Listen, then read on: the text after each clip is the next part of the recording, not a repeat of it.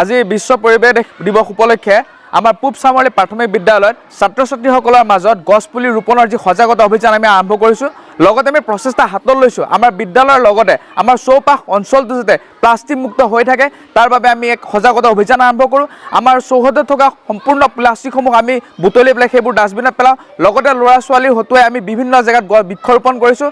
আমাৰ বিদ্যালয়ত আজি প্ৰায় 30জোপাৰ পৰা অধিক বৃক্ষৰোপণ কৰা হয় আৰু এই সম্পূৰ্ণ প্ৰক্ৰিয়াটোত আমাৰ সহযোগী শিক্ষকসকলে আমাৰ বিদ্যালয় পৰিচালনা সমিতিৰ সদস্যসকলে সহায় সহযোগিতা কৰিলে তাৰ বাবে মই অশেষ ধন্যবাদ জ্ঞাপন কৰিছোঁ।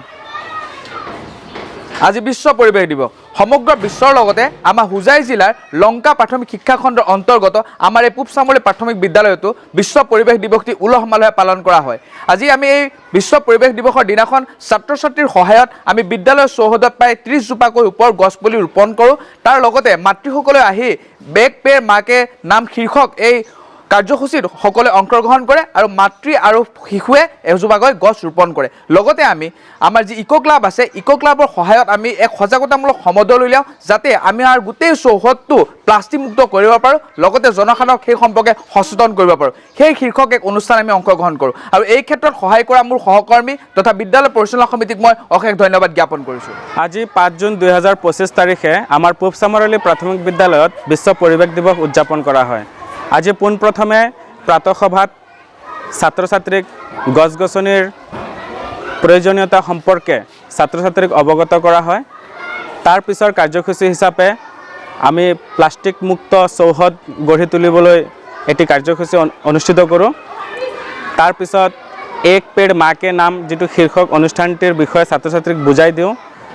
তাৰ পিছত আমি আমাৰ শিক্ষক শিক্ষয়িত্ৰীৰ লগতে বিদ্যালয় পৰিচালনা সমিতিৰ সদস্যসকলৰ আৰু ছাত্ৰ ছাত্ৰীৰ সহযোগত আমাৰ বিদ্যালয়ত গছ পুলি ৰোপণ কৰোঁ।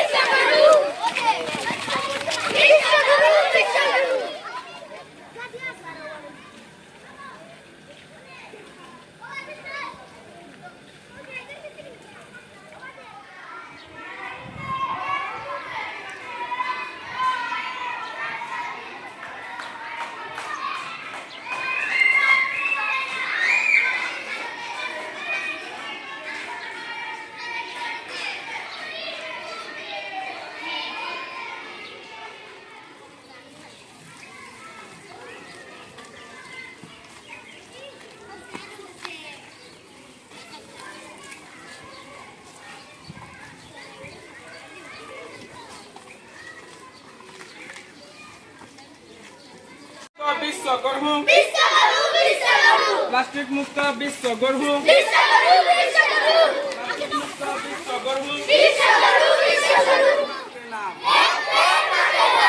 एक पेड़ माँ के नाम, एक पेड़ माँ के नाम, प्लास्टिक मुक्त विश्व गढ़ू, प्लास्टिक मुक्त विश्व गढ़ू।